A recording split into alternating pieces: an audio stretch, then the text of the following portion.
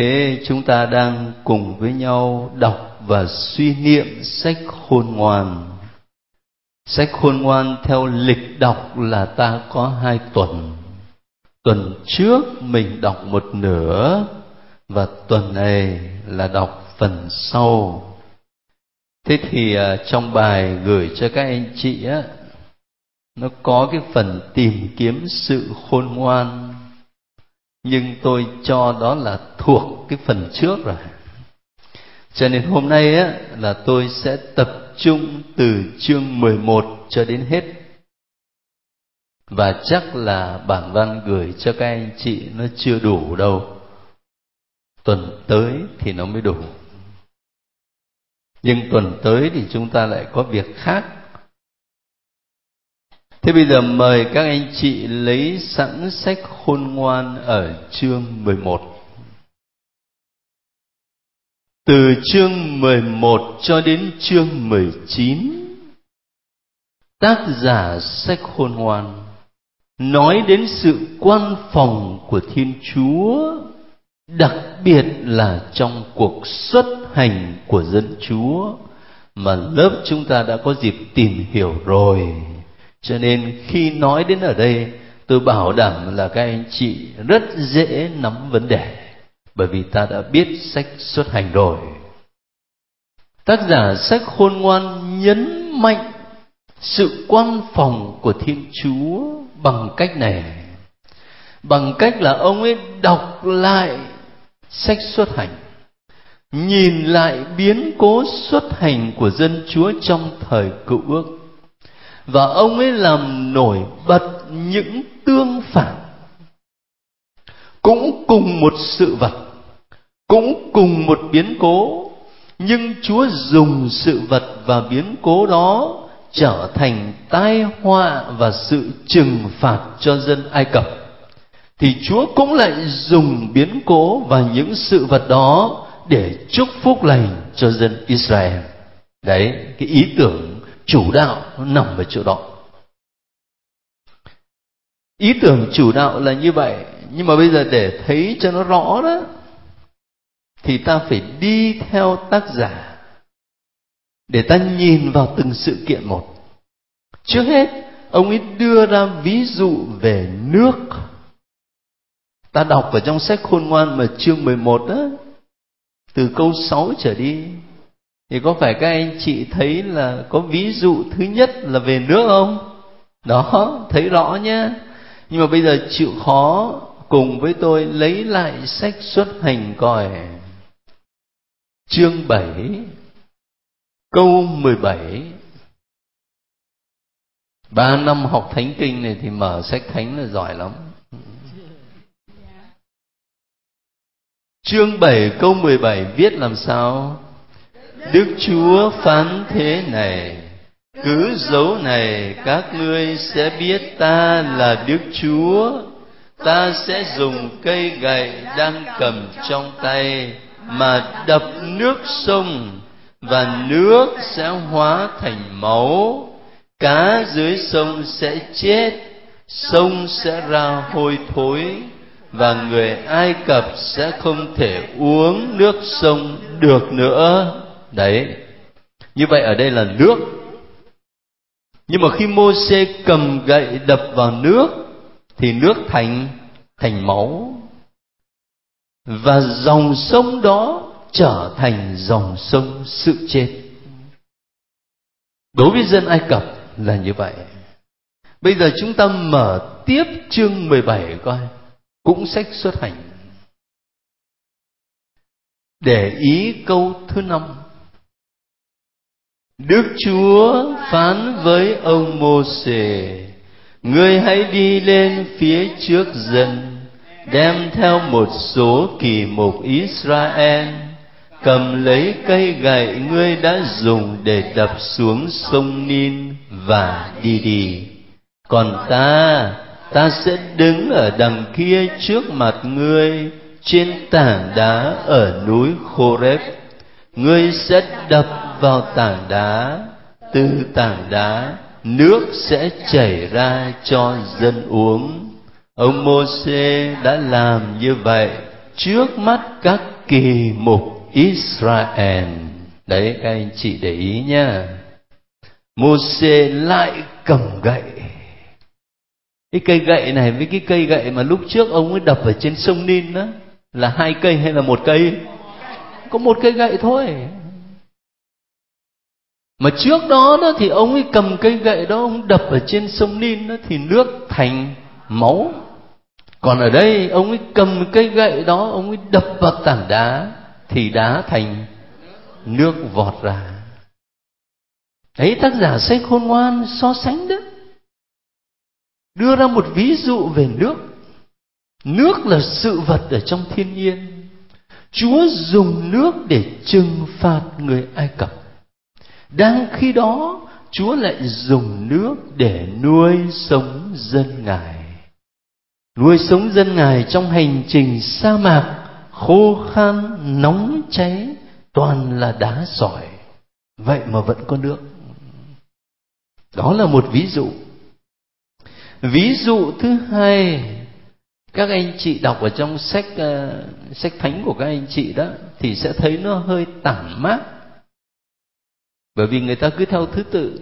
Còn ở đây thì tôi trình bày một cách tổng hợp, cho nên tôi nói chung về ví dụ thứ hai, đó là các loài vật, được nhắc đến ở nhiều đoạn khác nhau.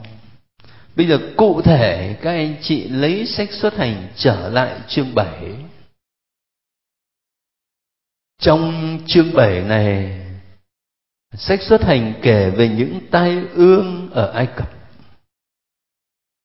Tai ương thứ nhất là nước biến thành máu. Thế tai ương thứ hai là gì? Ếch nhái này. Tai ương thứ ba là muỗi này. Thứ tư ruồi nhặng. Thấy không? Ếch nhái này, muỗi này, ruồi nhặng, nó đều là những loài vật cả. Và trong sách Xuất Hành kể thì những loài vật đó đã trở thành sự trừng phạt cho người Ai Cập. Đúng không nào? Chúng ta không cần phải đọc lại, bởi vì đã học rồi. Nhìn sơ lại là mình đã biết như thế. Đang khi đó, các loài vật lại trở thành phúc lành mà Thiên Chúa ban cho Israel. Ví dụ như trong hành trình sa mạc, ngoài manna ra, Chúa ban cái gì? Chúa ban chim cút. Đó là loài vật để nuôi dân. Thế rồi các anh chị còn nhớ câu chuyện là dân đi trong hoang địa, phàn nàn trách móc Chúa cho nên bị rắn cắn. Ông Mô-sê cầu khẩn Chúa thì Chúa nói làm sao? Vâng, đúc con rắn đồng treo lên. Ai bị rắn cắn mà nhìn lên con rắn đồng thì được chữa lành. Như vậy là chim cút nhá, con rắn nhá, cũng là các loài vật, lại trở thành phúc lành mà Thiên Chúa ban xuống cho dân của người. Nhưng phải ghi nhớ một điều rõ ràng thế này ở trong sách Khôn Ngoan á, khi nhắc lại chuyện rắn đồng, tác giả đã nói rất rõ, người ta được chữa lành không phải vì con rắn, mà là vì chính Chúa. Vì chính Chúa đấng cứu độ muôn người hết thảy. Nói rất rõ câu đó. Chứ nếu không á, là mình rơi vào thứ thờ ngẫu tượng đấy. Đó là ví dụ thứ hai. Chưa hết đâu. Ví dụ thứ ba mà tác giả sách Khôn Ngoan đưa ra, đó là manna. Ở chỗ này nó hơi mầu nhiệm một chút. Chúng ta lấy sách Xuất Hành chương thứ 9, câu 22. Đức Chúa phán với ông Mô-sê: hãy giơ tay lên trời và làm cho mưa đá rơi xuống trên khắp đất Ai Cập, trên người ta, trên thú vật và mọi cỏ cây ngoài đồng tại đất Ai Cập. Ông Mô-sê giơ gậy lên trời, và Đức Chúa làm cho sấm vang lên và mưa đá rơi xuống, sét đánh xuống mặt đất, và Đức Chúa làm cho mưa đá rơi xuống trên đất Ai Cập. Và chúng ta ngừng ở đấy. Các anh chị để ý này, mưa đá cùng với mưa đá là gì? Sét đánh. Thêm mưa thì là nước, đúng không? Sét là gì? Sét là lửa. Lửa. Tác giả sách Khôn Ngoan nói rằng hai yếu tố nước với lửa là hai yếu tố đối nghịch nhau. Vậy mà Thiên Chúa dùng cả hai yếu tố đối nghịch đó, tức là mưa đá và sấm sét, để trừng phạt dân Ai Cập. Đang khi đó đó thì Chúa lại ban manna nuôi dân. Và nó mầu nhiệm ở chỗ này. Ở đây thì lại phải mở lại sách Khôn Ngoan thôi. Mở lại sách Khôn Ngoan ở chương 16 đó. Chương 16 mà câu 22 nói về việc Chúa ban manna, nhưng mà tác giả mô tả thế này: manna như băng tuyết, chịu được lửa hồng mà không tan chảy. Nhờ vậy mà dân Chúa hiểu rằng lửa cháy bừng giữa mưa đá, sáng rực giữa mưa giông, là nhằm phá hủy hoa màu của thù địch. Ngược lại, lửa đã quên đi sức mạnh của mình để người công chính còn có thức ăn. Ta thấy nó mầu nhiệm ở chỗ này. Tác giả sách Khôn Ngoan của Đằng thì ông vận dụng hai yếu tố đối nghịch là nước và lửa, mà cụ thể là mưa đá và sấm sét. Chúa dùng cả hai để làm hình phạt cho dân Ai Cập. Nhưng mà khi ông ấy mô tả là manna như băng tuyết thì có nghĩa là nước chứ còn gì nữa, phải không? Mà lại chịu được lửa hồng mà không tan chảy, thì cũng lại nối kết hai yếu tố nước và lửa. Nhưng mà ở đây thì trở thành phúc lành cho dân Israel. Cho nên ông ấy dùng những cái tương phản để làm nổi bật lên sự khôn ngoan của Thiên Chúa, vì tình yêu thương quan phòng đối với dân của người. Ví dụ thứ tư mà tác giả sách Khôn Ngoan đưa ra đó là bóng tối và cột lửa. Ở trong sách Khôn Ngoan chương 17, tôi không biết lúc nãy các nhóm chia sẻ thì có để ý đến chương này không. Nhưng hướng dẫn chung cho các anh chị thì tôi xin các anh chị quan tâm điều này. Từ nãy đến giờ là chúng ta nói về những sự vật có tính thể lý, nước này, các loài vật này, mana này, thể lý. Thế thì khi mà đọc đến phần bóng tối ở đây á, chúng ta cũng có thể nghĩ nó là về mặt thể lý. Tức là bây giờ ta nhìn ra ngoài trời tối đen này, đấy là thể lý. Nhưng mà không, khi ta đọc sách Khôn Ngoan ở đây, ví dụ quân vô đạo tưởng thống trị được dân thánh, nhưng chính chúng bị bóng tối giam cầm, bị đêm dài xiềng xích, bị giữ chặt trong nhà, bị loại khỏi tình thương vĩnh cửu. Thế thì khi viết như vậy, cái bóng tối mà sách Khôn Ngoan nói đến ở đây là về mặt thể lý hay là luân lý? Luân lý. Cái nghĩa bóng nhiều hơn, thấy không? Đấy, cho nên là phải quan tâm chỗ đó. Ví dụ như ta nhớ lại Thánh Gioan trong Tin Mừng của Người. Gioan kể rằng trong bữa tiệc ly, Chúa Giêsu loan báo một trong các môn đệ sẽ phản bội. Và sau đó thì Thánh Gioan mô tả tiếp là Giuđa đứng dậy rời khỏi bàn tiệc, và bấy giờ là đêm tối. Nhớ cái câu đấy không? và bấy giờ là đêm tối. Đêm tối ở đó có nghĩa thể lý, bởi vì bữa tiệc ly đó là bữa chiều, như vậy bước ra ngoài là trời tối rồi.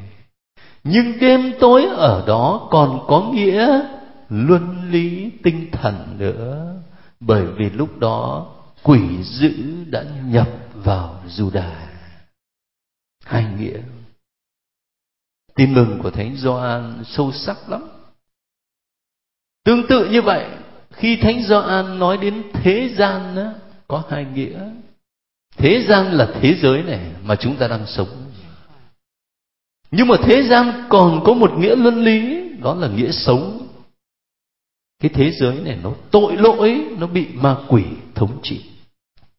Cho nên khi Chúa Giêsu trong Tin mừng Gioan cầu nguyện: lạy Cha, con không xin Cha cất chúng khỏi thế gian, nhưng xin Cha gìn giữ chúng khỏi sự dữ. Thế thì cái thế gian ở đó đó là thế giới mà chúng ta đang sống. Chúa Giêsu không xin Chúa Cha rút chúng ta ra khỏi cái thế giới này. Ta vẫn ở lại trong thế giới này. Nhưng Chúa Giêsu nài xin Chúa Cha gìn giữ chúng ta khỏi sự dữ. Ở một chỗ khác thì Chúa Giêsu lại nói: nếu thế gian ghét thầy thì nó cũng ghét các con. Thế gian đó theo nghĩa nào vậy? Theo nghĩa luân lý. Thế gian đó theo cái nghĩa thế giới này, nhưng mà về mặt luân lý nó tội lỗi, nó bị ma quỷ thống trị, cho nên nó ghét Chúa Giêsu và ghét các môn đệ của người. Bao giờ học đến Tin mừng Gioan thì chúng ta có dịp nhắc lại cái điều đó. Nhưng mà ở đây này, tôi muốn liên hệ để các anh chị hiểu cái bóng tối mà tác giả sách Khôn Ngoan nói tới này. Nó không chỉ là cái bóng tối ở bên ngoài khi mà trời về chiều, về tối, mà là bóng tối trong tâm hồn, bóng tối tinh thần, bóng tối luân lý nha. Thế thì ở đây sự tương phản mà tác giả nói tới, dễ hiểu nhất là chúng ta liên tưởng đến đêm vượt qua đi. Đêm vượt qua. Cái đêm đó đối với người Ai Cập là đêm kinh hoàng, mà đối với dân Israel là đêm giải thoát. Rất dễ hiểu. Đối với người Ai Cập là đêm kinh hoàng là bởi vì con đầu lòng trong các gia đình Ai Cập bị giết chết. Mà chính vì vậy đó thì ông vua Pharaoh ông mới thúc bách Mô-sê là hãy dẫn dân của ngươi ra khỏi đất của ta, trở thành đêm giải thoát cho Israel rồi. Thành thở ra hai sự tương phản.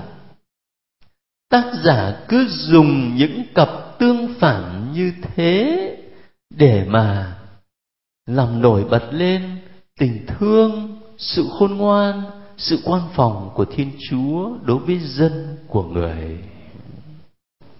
Dĩ nhiên ngày hôm nay là chúng ta sẽ đặt cái câu hỏi là: tại sao Chúa lại thiên vị như vậy?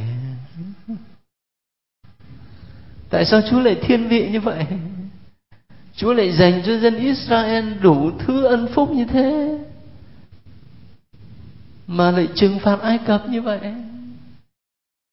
Thế thưa các anh chị, là tác giả sách Xuất Hành và sách Khôn Ngoan không quan tâm đến cái câu hỏi đó của chúng ta. Và đừng có quên rằng cái bối cảnh đó là Ai Cập áp bức dân Do Thái nhé. Đừng có quên cái bối cảnh đấy. Thì như vậy ta sẽ thấy cái câu hỏi nó nhẹ đi. Nhưng điều mà tôi muốn chia sẻ thêm với các anh chị ở đây là thế này. Như vậy là mình đọc phần này trong sách Khôn Ngoan, mình thấy tác giả nhìn lại lịch sử của cuộc xuất hành. Và khi nhìn lại lịch sử như vậy, ông ấy khám phá ra tình thương quan phòng của Thiên Chúa đối với dân. Từ đó ta có thể rút ra được bài học này. Vậy thì chúng ta có nên nhìn lại lịch sử hội thánh trên đất nước Việt Nam này để khám phá ra tình thương quan phòng của Chúa hay không? Và gần gũi hơn nữa với từng người, liệu chúng ta có nên nhìn lại chính cuộc đời của mình để khám phá ra sự hiện diện và tình thương của Chúa trong cuộc đời mình hay không? Đặt câu hỏi như vậy thì tôi nhớ lại điều mà hình như tôi đã chia sẻ với lớp này rồi. Có một phương pháp cầu nguyện gọi là Hồi tưởng. Đấy, có người nhớ đấy. Tôi đã một lần chia sẻ, có một phương pháp cầu nguyện mà ta gọi là kinh nguyện hồi tưởng. Chứ cầu nguyện không phải là lấy kinh ra đọc, cũng không hẳn là lấy thánh vịnh ra mà đọc, mà cầu nguyện bằng cách là hồi tưởng lại cuộc đời của mình. Đặc biệt có những khoảnh khắc mà ta cảm nhận rõ ràng là có bàn tay của Chúa can thiệp, nếu không thì mình chết.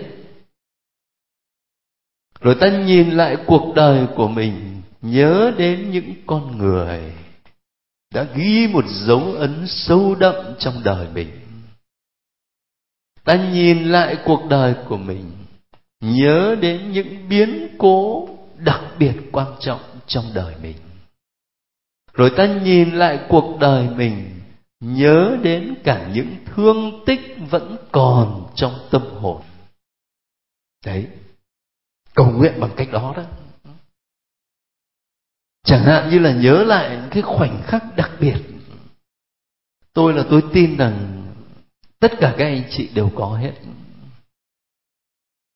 Tôi chia sẻ một cái kinh nghiệm rất nhỏ của bản thân để các anh chị thấy có thể nó không lớn lao gì hết, nhưng mà nếu ta quan tâm nhé thì ta sẽ thấy là khoảnh khắc đó rất đặc biệt. Lúc mà tôi mới sang nước ngoài đi học, phải lái xe. Cái xe của tôi nó cũ lắm rồi. Người ta mua xe mấy chục ngàn, tôi chỉ có 2.000. Rồi tôi lại mới lái nữa, mà lại gặp mùa đông. Ở ngoài trời lạnh 0 độ, trong xe nó lạnh như vậy thì mình phải mở cái máy sưởi lên cho nó nóng. Ngoài thì lạnh mà trong thì nóng, cho nên cái kiếng nó mờ hết. Giả như lái xe lâu lâu thì sẽ biết rằng phải giảm cái hít đi, nó bớt nóng ở trong xe. Có khi phải mở thêm máy lạnh nữa thì cái kiếng nó trong. Nhưng mà đằng này mới lái cho nên dốt lắm. Thêm cái nữa là xe nó cũ, nó mờ hết tất cả. Cuối cùng là tôi chỉ còn có mỗi cái góc này tôi nhìn thấy, mà cứ lò dò tôi lái. Mà lái thế mà cũng vào đến trường đại học. Nhưng mà cái lạ lùng nhất á, là khi mình đã vào đến trường đại học, có ngôi nhà thờ to lắm, và trước đó là có một cái quảng trường, cả một cái công viên hình tròn rộng lắm, thì phải lái xe vòng ở đó.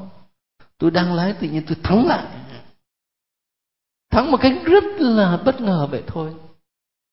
Mình vừa mới thắng xong thì thấy hai vợ chồng người Mỹ đi ngay đằng trước cái xe của mình. Cứ mỗi một lần tôi nhớ lại chuyện đó thì tôi nghĩ là Chúa còn cho về Việt Nam. Chứ nếu không thì vào nhà tù Mỹ nằm rồi. Mà mình hoàn toàn không thấy gì hết, không thấy gì hết. Tự nhiên khựng lại, và ngay sau đó thì thấy hai vợ chồng Mỹ đi qua ngay trước mũi xe mình. Tôi kể một cái chuyện như vậy để các anh chị nghĩ lại trong cuộc đời của các anh chị có những chuyện tương tự như thế không? Tôi bảo đảm là có. Đấy, có nhiều. Và khi ta nhớ lại cái khoảnh khắc đặc biệt đó, ta cảm nhận rõ ràng có một bàn tay vô hình can thiệp. Khi tôi đọc sách của một số nhà tâm lý mà bậc thầy, tôi thấy chính họ cũng nhắc những sự kiện tương tự như vậy. Không lý giải được về mặt lý trí tự nhiên, cảm nhận rõ ràng có một bàn tay vô hình can thiệp trong cuộc đời của mình. Lúc đấy ta sẽ thấy Chúa gần gũi mình chừng nào.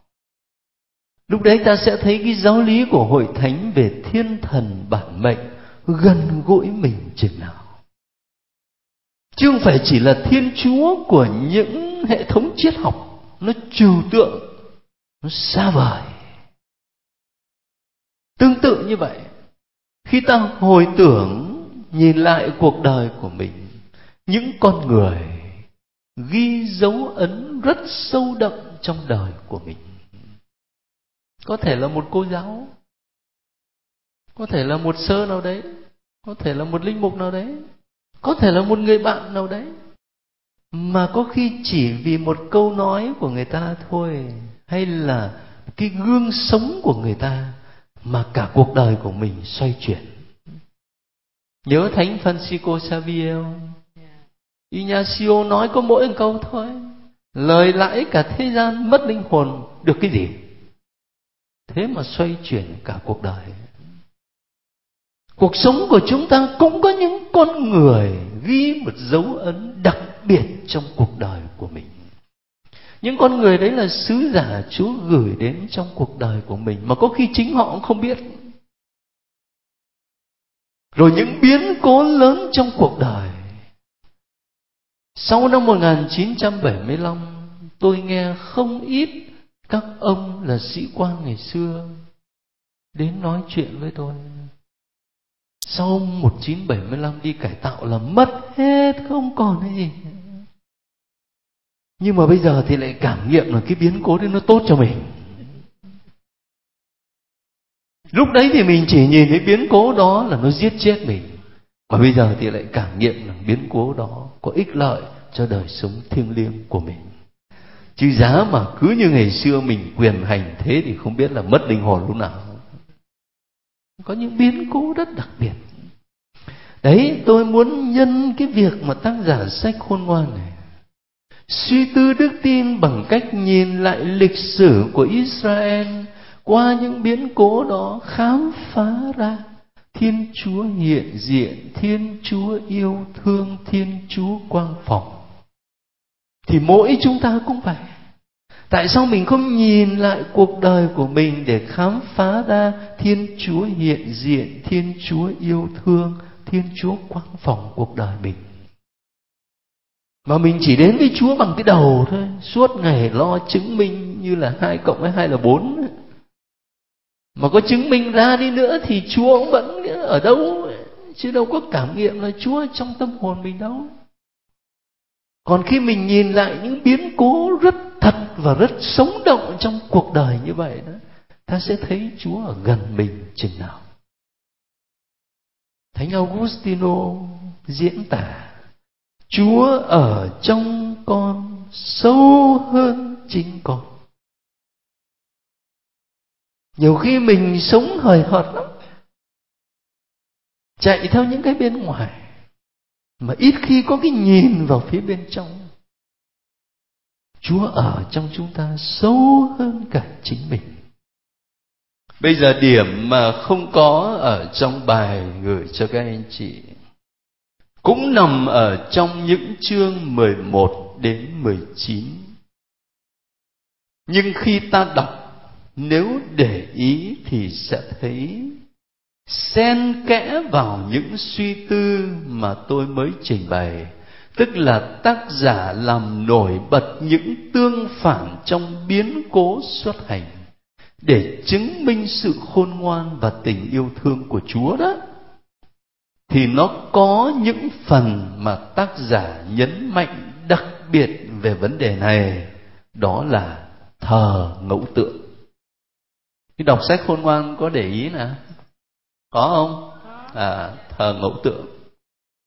Tập trung từ chương 13 cho đến chương 15. Tôi cũng sẽ không theo thứ tự đâu, bởi vì hướng dẫn cho các anh chị là cố gắng trình bày một cái nhìn tổng hợp nhiều hơn. nhờ đó các anh chị nắm được vấn đề hơn. Thế thì khi nói về vấn đề thờ ngẫu tượng này, tác giả sách Khôn Ngoan nói đến hai khía cạnh. Thứ nhất, đó là thờ phượng thiên nhiên. Thờ phượng thiên nhiên là cái gì? Tức là những sự vật ở trong thiên nhiên đó. Ví dụ này, mặt trời, mặt trăng này, rồi sấm sét này, nước, lửa, cây cối, những sự vật trong thiên nhiên. Cụ thể nhất chúng ta lấy chương 13. Chỉ cần đọc 2 câu thôi nhé, câu 1 và câu 2 này. Hết những ai không chịu nhìn nhận Thiên Chúa tự bản chất là những kẻ ngu si. Từ những vật hữu hình tốt đẹp, chúng không đủ khả năng nhận ra đấng hiện hữu, và khi chiêm ngắm bao công trình, chúng cũng không nhận biết đấng hóa công. Thế mà lửa với gió, hay làn khí thoảng qua, hay tinh tú bầu trời, hay nước chảy cuồn cuộn, hay đèn trời thắp sáng, chúng lại coi là thần, là những bậc quản cai hoàn vũ. Đấy, vấn đề nó nằm ở chỗ đó. Những sự vật trong thiên nhiên, từ mặt trời, mặt trăng cho đến tinh tú, cho đến nước lửa, mọi sự chỉ là loài thọ tạo thôi, được Chúa dựng nên thôi. Vậy mà người ta lại không khám phá ra đấng tạo hóa, người ta lại đi tôn thờ những sự vật đó. Tác giả gọi là ngu si, không nhận biết đấng tạo hóa. Mai mốt các anh chị mà đọc thư của Thánh Phaolô gửi tín hữu Roma đó, thì sẽ thấy Ngài lập lại điều này. Và đây cũng là nền tảng thánh kinh cho giáo huấn của giáo hội Công giáo. Đó là con người ta với khả năng của lý trí tự nhiên, khởi đi từ thế giới hữu hình, có thể nhận ra sự hiện hữu của Thiên Chúa. Giáo huấn của giáo hội Công giáo là như vậy. Tức là thế này, con người chúng ta, Chúa ban cho có khả năng suy tư, lý trí tự nhiên. Mình chiêm ngắm thế giới hữu hình này, mình chiêm ngắm bầu trời bao la, mình chiêm ngắm cái thế giới và vũ trụ, biết bao nhiêu sự vật vĩ đại mà nó kết hợp với nhau rất là hài hòa, trật tự, ổn định. Chẳng hạn như bây giờ mặt đất của mình mà gần mặt trời hơn một tí thì là nó nóng lên là mình cháy hết rồi. Đấy, thế thì khi mà chiêm ngắm thế giới và vũ trụ này như vậy đó, thì ta khám phá ra sự hiện hữu của Thiên Chúa là đấng mà mắt mình không nhìn thấy, nhưng mà mình biết chắc rằng Ngài có mặt, phải không?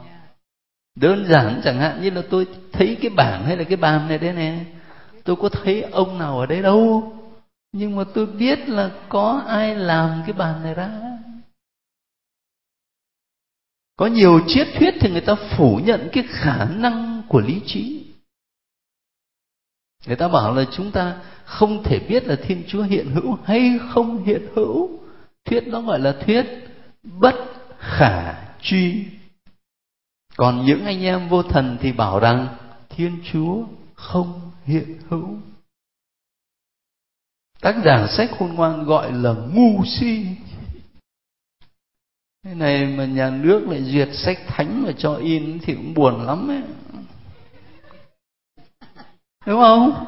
Đấy, sách thánh thì nói rõ ràng như thế mà người ta phải duyệt cho mà in thì người ta cũng buồn lắm ấy chứ.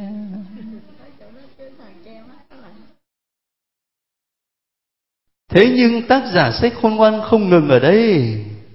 Cái chuyện mà thờ phượng những sự vật trong thiên nhiên, ông ấy đã lên án rồi. Nhưng mà theo ông ấy, cái chuyện còn tệ hại hơn nữa là chỗ này này. Đó là thờ ngẫu tượng. Ngẫu tượng là gì? Đó là những sự vật do con người làm ra. Những sự vật trong thiên nhiên Thiên Chúa làm nên.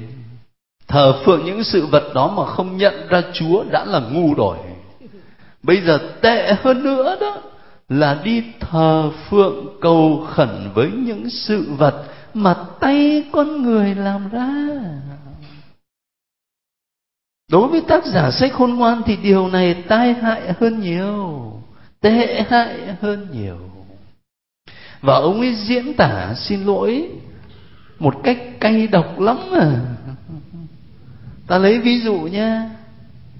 Chương 13 câu 11 viết rằng: kìa anh thợ mộc cưa một khúc cây dễ chế biến, anh ta lẹ làng tước hết vỏ, rồi làm thật khéo tay, chế ra đồ dùng ích lợi cho cuộc sống.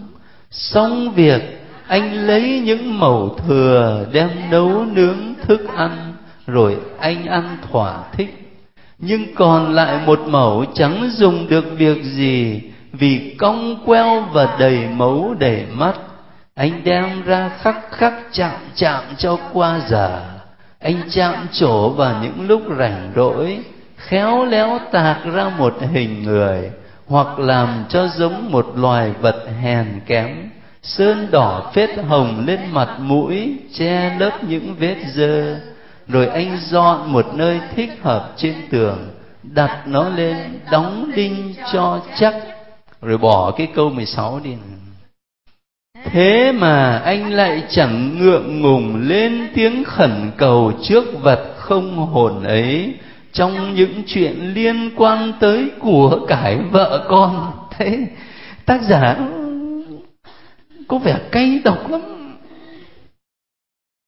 Lấy hình ảnh của anh thợ mộc đấy, gỗ đó, thì ông ấy làm cái này làm cái nọ, rồi những đầu thừa đuôi thẹo thì ông đem xuống ông ấy đốt bếp. Nhưng mà nó còn dư lại một cái mẩu mà cũng không đáng để mà đốt bếp nữa cơ, bởi vì nó đầy mấu đầy mắt. Thì ông ấy vác ra, ông ấy khắc khắc chạm.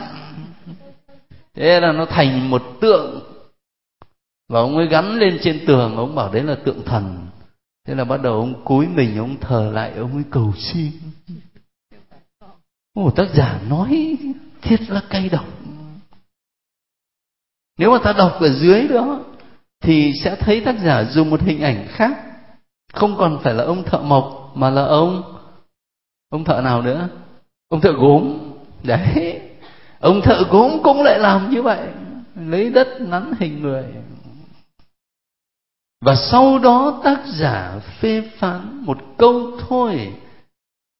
Đúng hơn là từ câu 18 đến câu 19. Các anh chị đọc mà coi sẽ thấy nó đau đớn, nó sâu sắc.